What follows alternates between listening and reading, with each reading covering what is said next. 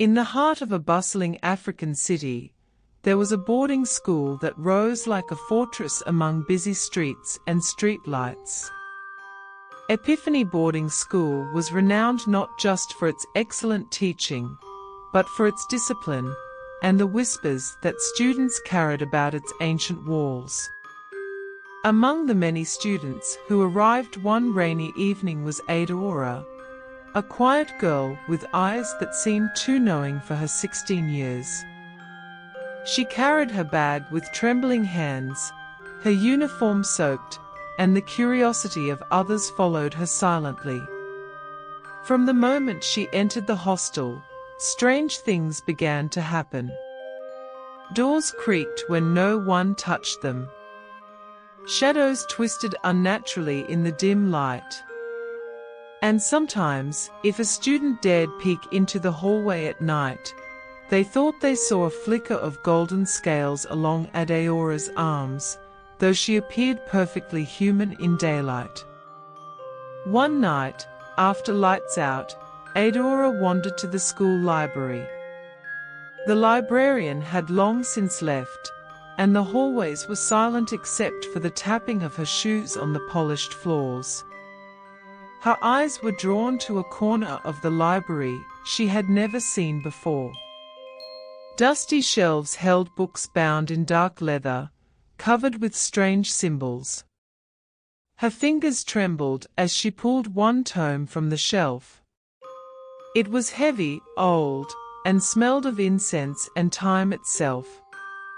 The title was etched in gold. The Path of the Serpent, Incantations of Power and Fear. Adaora opened it.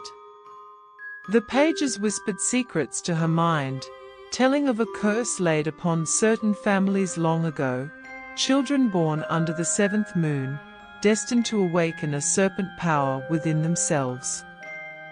She read aloud a few lines softly, her voice shaking but entranced. By shadow and scale, by fang and tail, let the beast awaken, let fear prevail. As the last words left her lips, a strange warmth ran through her body. She gasped. Her toes tingled.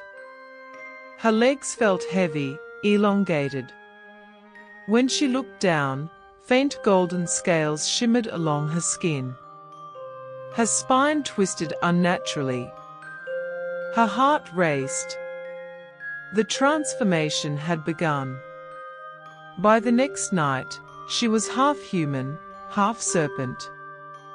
Her head and arms remained human, but her legs had lengthened, coiling like thick vines, and her tail thumped against the floor. Eyes glowing yellow, she hissed softly, tasting the new power coursing through her veins. And the students, they began to disappear.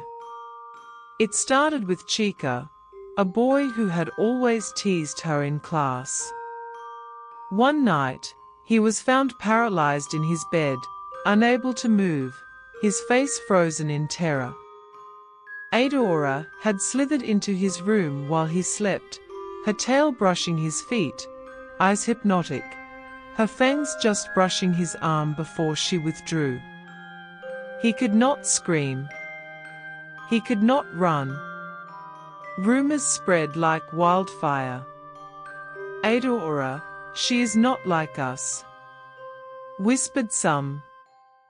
The hostel, it's cursed, said others, eyes wide in fear.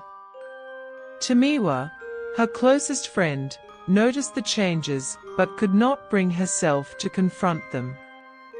She watched Adaora in the library, murmuring incantations from the book, her golden tail coiling under the table, her eyes flashing with power. Late that night, the hostel was silent, save for a faint hissing echoing through the hallways. Tamiwa peered from her door and froze. Adaora was standing in the center of the corridor, her tail enormous, her fangs glinting in the faint moonlight streaming through the window. One hand reached toward the sleeping students' doors, and a faint glow shimmered from the book she clutched in the other. And somewhere in the shadows, the hostel waited, holding its breath, as the Serpent girl's hunger for power grew.